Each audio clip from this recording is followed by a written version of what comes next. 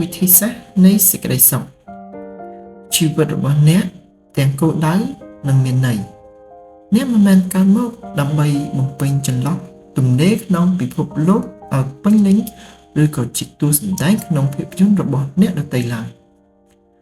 សាឡបងពិចារណាអត្ថន័យខាងលើនេះវាគ្មានអ្វីដូចមុនប្រសិនបើអ្នកលែងមានជីវិតរស់នៅលើលោកមួយនេះគ្រប់ទីកន្លែងដែលអ្នកធ្លាប់ឈានជើងទៅនិងមនុស្សគ្រប់រូបដែលអ្នកធ្លាប់បានសន្ទនាជាមួយច្បាស់ជាមានអារម្មណ៍ផ្សេងគ្នានៅពេលដែលគ្មានអ្នកយើងម្នាក់មានទំនាក់ទំនងហើយក៏ទទួលរងនៅផលប៉ះពាល់ពីការសម្រេចចិត្តឬសូម្បីជីវិតរបស់បុគ្គលនៅជុំវិញខ្លួនរបស់យើងតាមការស្រាវជ្រាវទាក់ទងទៅនឹងមនុស្សចាស់ជនជាតិអាមេរិកឃើញថាមួយក្នុងចំណោមព្យាករណ៍សេចក្តីសុខដ៏ល្អនោះស្ថិតនៅលើមនុស្សម្នាក់នោះគិតថាជីវិតរបស់ខ្លួនមានគោលដៅដែរទេការគ្មានគោលដៅច្បាស់លាស់មនុស្សចំនួន7នាក់ក្នុងចំណោម10នាក់ច្រើនមានអារម្មណ៍ថាជីវិតរបស់ខ្លួនគ្មាននៅសល់អ្វីប៉ុន្តែប្រសិនបើគោលដៅក្នុងជីវិតត្រូវបានកំណត់ច្បាស់លាស់មនុស្ស7នាក់ក្នុងចំណោម10នាក់មានអារម្មណ៍ពេញចិត្តចំពោះជីវិតខ្លួនឯងចូលប្រើយុទ្ធសាស្ត្រនាំទៅរកសេចក្តីសុខយើងតែងតែគិតខ្លួនឯងថាអ្នកដែលមានសេចក្តីសុខនិងអ្នកដែលគ្មានសេចក្តីសុខម្នាក់កើតមកដើម្បីខ្លាចទៅជាបែបនេះទៅហើយប៉ុន្តែរឿងពិតវិញមនុស្សទាំងពីរប្រភេទនេះម្នាក់បានបង្កើតនិងបានយល់ព្រមឲ្យកើតមានអារម្មណ៍បែបនោះបុគ្គលដែលមានសេចក្តីសុខច្រើនតែធ្វើរឿងដើម្បីឲ្យពួកគេមានសេចក្តីសុខប៉ុន្តែបុគ្គលដែលមានតែសេចក្តីទុក្ខតែងតែធ្វើរឿងដែលធ្វើឲ្យពួកគេមានអារម្មណ៍សៅហ្មងបុគ្គលដែលមានសេចក្តីសុខមិនមែនសម្រេចបំណងបានរហូតហើយបុគ្គលដែលជួបតែសេចក្តីទុក្ខក៏ពុំបានជួបប្រទះភាពបរាជ័យរហូតដែរដោយទៅវិញតាមការស្រាវជ្រាវបានបង្ហាញឲ្យឃើញថាបុគ្គលដែលមានសេចក្តីសុខនិងបុគ្គលដែលមានសេចក្តីទុក្ខអ្នកម្នាក់មានបទពិសោធន៍ស្រដៀងគ្នាប៉ុន្តែអ្វីដែលខុសគ្នានោះជាមធ្យមភាពបុគ្គលដែលមានសេចក្តីទុក្ខច្រើនប្រើពេលវេលារំលឹកឡើងវិញពីហេតុការណ៍ដែលខ្លួនមិនពេញចិត្តដល់ទៅ2ដងខណៈពេលដែលបុគ្គលដែលមានសេចក្តីសុខនោះច្រើនស្វែងរកឬប្រើជីវិតទៅនឹងព័ត៌មានដែលធ្វើឲ្យគំនិតផ្ទាល់ខ្លួនរបស់ពួកគេទៅរកផ្លូវវិជ្ជមានអ្នកពុំចាំបាច់ក្តាប់ជ័យជំនះរហូតឡើយអ្នកដែលស្រឡាញ់ការប្រកួតប្រជែងហើយតែងតែទទួលបានជ័យជំនះលើសអស់មនុស្សទាំងពួងរហូតនោះច្រើនតែមានសេចក្តីសុខក្នុងរឿងផ្សេងតិចជាងគេព្រោះប្រសិនបើមនុស្សទាំងនេះបរាជ័យពួកគេខ្លាចទៅជាមនុស្សអស់សង្ឃឹមយ៉ាងខ្លាំងប៉ុន្តែប្រសិនបើពួកគេយកឈ្នះជ័យជំនះដែលពួកគេទទួលបាននោះជារឿងដែលពួកគេគិតថាវាត្រូវតែកើតឡើងទៅហើយការស្រឡាញ់ក្នុងការប្រកួតប្រជែងនោះបានធ្វើឲ្យសេចក្តីពេញចិត្តក្នុងជីវិតត្រូវបាត់អស់ព្រោះគ្មានជ័យជំនះណាបំពេញតាមសេចក្តីត្រូវការឡើយសម្រាប់មនុស្សទាំងនោះភាពបរាជ័យអាចជាអនុភាពមួយដ៏ខ្លាំងអាចបំផ្លាញអ្វីទាំងអស់ទៀតផងម្យ៉ាងទៀតចំពោះអ្នកដែលចូលចិត្តក្នុងការប្រកួតប្រជែងនោះច្រើនតែវាតម្លៃភាពជោគជ័យរបស់ខ្លួនតិចជាងការបរាជ័យរបស់អ្នកខ្លះទៀតផងគោលដៅរបស់អ្នកត្រូវតែស្របគ្នាកង់ទាំង4របស់រថយន្តត្រូវធ្វើការឲ្យស្របគ្នាបើមិនដូច្នេះទេកង់ខាងឆ្វេងនឹងទៅទិសផ្សេងគ្នាពីកង់ខាងស្ដាំក៏ជាមូលហេតុមិនអាចឲ្យរថយន្តបើកទៅមុខបានគោលដៅជីវិតក៏ដូចគ្នាប្រសិនបើគោលដៅរបស់អ្នកកើតការប្រឆាំងគ្នាហើយនោះជីវិតរបស់អ្នកធ្វើដំណើរទៅមុខយ៉ាងលំបាកក្នុងការសិក្សាស្រាវជ្រាវក្នុងរយៈពេលវែងដោយប្រើពេលអស់10ឆ្នាំបានបង្ហាញឲ្យឃើញថាសេចក្តីពេញចិត្តក្នុងជីវិតនោះ មានទំនាក់ទំនងស្របគ្នាជាមួយនឹងគោលដៅជីវិតគោលដៅទាក់ទងនឹងអាជីពការងារការសិក្សារៀនសូត្រគ្រួសារនិងភូមិសាស្ត្រនោះក៏សំខាន់ហើយនៅពេលគោលដៅទាំងអស់ស្របគ្នាធ្វើឲ្យមានសេចក្តីពេញចិត្តក្នុងជីវិតកើតឡើងដល់ទៅ 80% ហើយគោលដៅទាំងនេះត្រូវបានទំនាក់ទំនងគ្នារវាងគ្នានឹងគ្នាដើម្បីឆ្ពោះទៅរកចំណុចវិជ្ជមានក្នុងការសម្រេចគោលដៅចូលជ្រើសរើសចំណុចប្រៀបធៀបរបស់អ្នកយ៉ាងឆ្លាតវៃការពេញចិត្តនិងការមិនពេញចិត្តរបស់មនុស្សយើងម្នាក់ៗមានមូលដ្ឋានមកពីវិធីដែលយើងប្រៀបធៀបខ្លួនឯងជាមួយនឹងអ្នកដទៃនៅពេលយើងប្រៀបធៀបជាមួយនឹងបុគ្គលដែលមានជាងយើងមានអារម្មណ៍យ៉ាប់យ៉ឺនផ្ទុយទៅវិញប្រសិនបើយើងប្រៀបធៀបជាមួយនឹងបុគ្គលទាបជាងយើងនឹងត្រេកអរការពិតវិញនោះទោះបីយើងប្រៀបធៀបជាមួយនឹងបុគ្គលដែលទាបជាងឬមានជាងជីវិតរស់នៅរបស់យើងក៏នៅដដែលអារម្មណ៍តាក់ទងនឹងជីវិតក្នុងការរស់នៅអាចប្រែប្រួលបានទាំងអស់វាអាស្រ័យទៅលើការប្រៀបធៀបជាមួយនឹងអ្នកណាម្នាក់ចូលប្រៀបធៀបខ្លួនឯងជាមួយនឹងបុគ្គលគំរូហើយធ្វើចិត្តឲ្យមានសេចក្តីសុខតាមចរិតរបស់អ្នកថែមទាំងធ្វើឲ្យអ្នកពេញចិត្តនៅអ្វីដែលខ្លួនមានសិស្សមួយក្រុមធំបានទទួលកិច្ចការដោះប្រស្នាដែលក្រុមស្រាវជ្រាវបានប្រៀបធៀបសេចក្តីពេញចិត្តរបស់សិស្សដែលអាចដោះប្រស្នានេះបានលឿនរហ័សនិងសេចក្តីពេញចិត្តរបស់សិស្សដែលដោះប្រស្នាយឺតបំផុតលទ្ធផលនៃការស្រាវជ្រាវបានឲ្យឃើញថាសិស្សដែលបានដោះប្រស្នាបានលឿន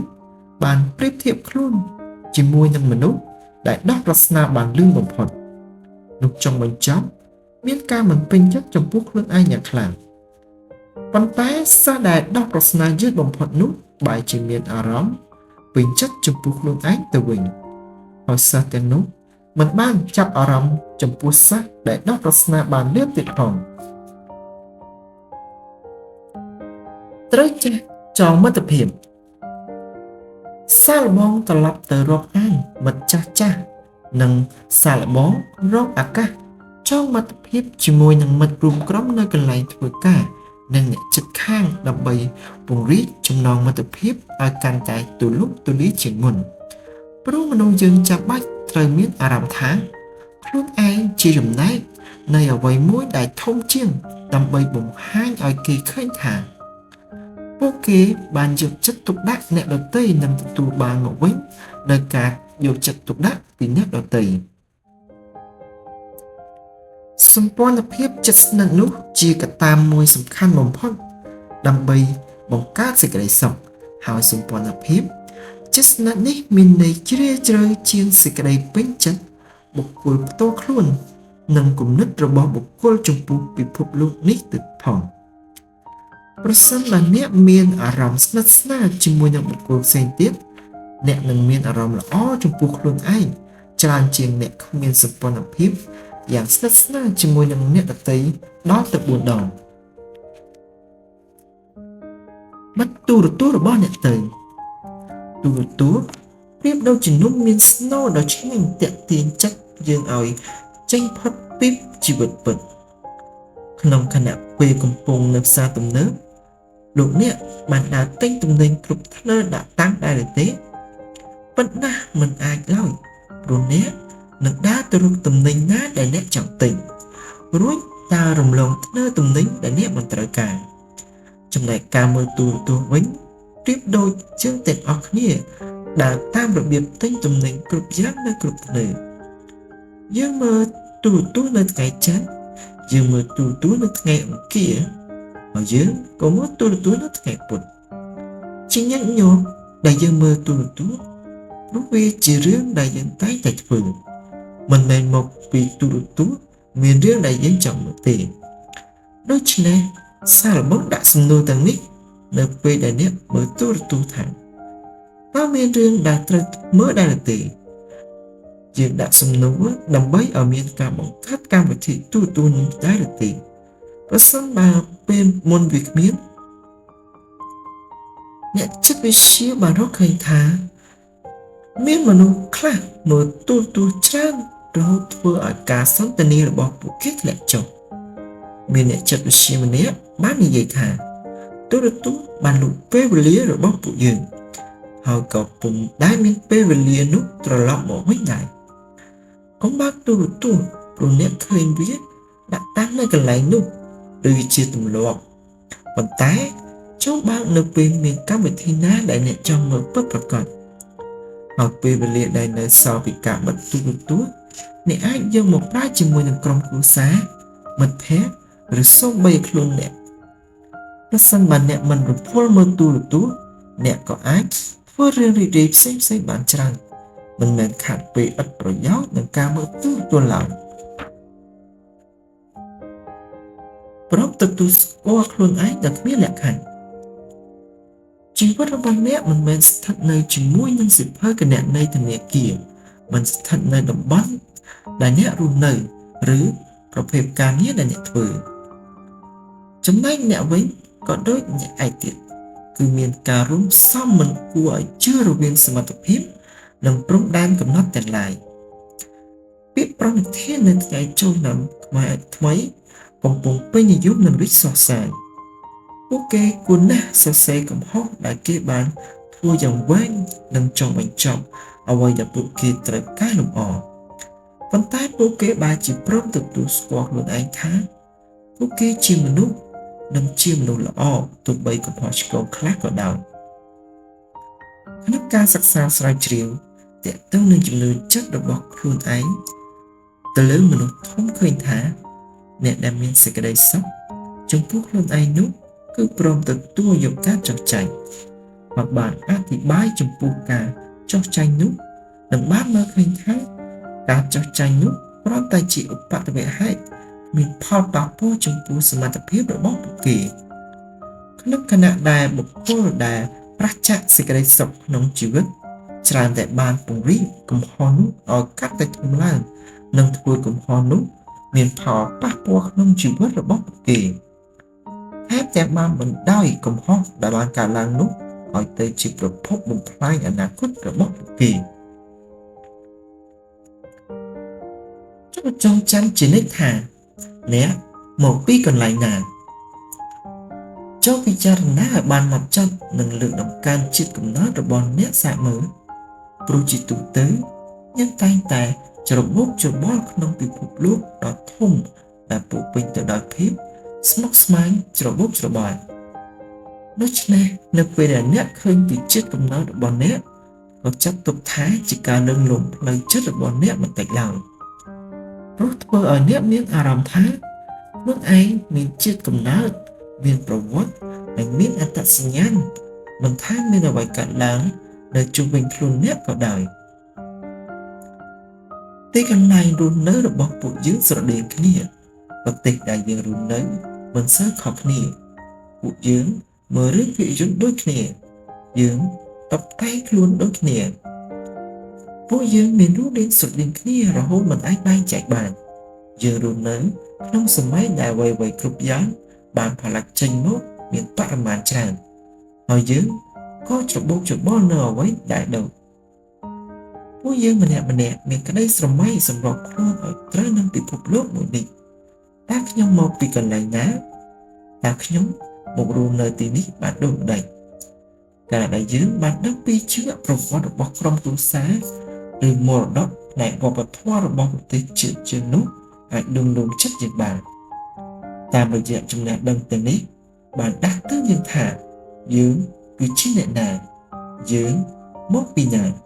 ហើយយើងអាចសម្របខ្លួនឲ្យស័ក្តិសមបានយ៉ាងដូចម្ដេចស្ថាប័នជំរុញភាពជោគជ័យចាត់ទុកជាគំរូមួយដ៏ល្អព្រោះសារៈស្ថាប័នបានបង្រៀនក្មេងៗជនជាតិអាហ្វ្រិកនិងជនជាតិអាមេរិកឲ្យបានដឹងពីមរតកដែលពួកគេមានដោយបានបង្រៀននៅមុខវិជ្ជាប្រវត្តិសាស្ត្រវិទ្យាសិល្បៈថែមទាំងផ្ដល់ចំណេះដឹងរឿងអាហារនិងតន្ត្រីទៀតផងបណ្ដាក្មេងៗទទួលបានប្រយោជន៍អ្វីខ្លះពីការសិក្សាមុខវិជ្ជាអស់ទាំងនេះចម្លើយគឺមានមោទនភាពអារម្មណ៍ជោគជ័យអារម្មណ៍ដឹងថាខ្លួនឯងមកពីកន្លែងណា លទ្ធផលចេញមកគួរឲ្យពេញចិត្តសិស្សដែលបានចូលរួមមានការអភិវឌ្ឍទាំងផ្នែកចូលរៀននិងកម្រិតរៀនសូត្រនៅសាលាសិស្សរៀនថ្នាក់មធ្យមសិក្សាឆ្នាំទី2ម្នាក់បាននិយាយថាការចូលរួមវគ្គបណ្ដុះបណ្ដាលនេះធ្វើឲ្យនាងតាំងចិត្តរៀនខ្លាំងឡើងថែមទាំងបានជួយជំរុញឲ្យនាងសម្រេចគោលដៅក្នុងអាជីពការងារនាងស្រមៃនាពេលអនាគតទៀតផងនាងនៅបាននិយាយទៀតថាខ្ញុំមានអារម្មណ៍ល្អចំពោះខ្លួនឯងព្រោះបានរៀនស្វែងយល់ពីមរតករបស់ខ្លួនច្រើនឡើងខណៈពេលដែលអ្នកផ្ដួលខ្លួនគេងចូលកំណត់ខ្លួនឯងឲ្យនឹកដល់រឿងមួយប៉ុណ្ណោះបុគ្គលដែលប្រើជីវិតរស់នៅក្នុងសម្ពាធច្រើនតែបណ្ដោយគំនិតឲ្យគិតពីរឿងមួយចូលដល់រឿងមួយទៀតខណៈពេលពួកគេកំពុងចូលគេងបន្ទាប់ពីនោះបានប្រមាណនាទី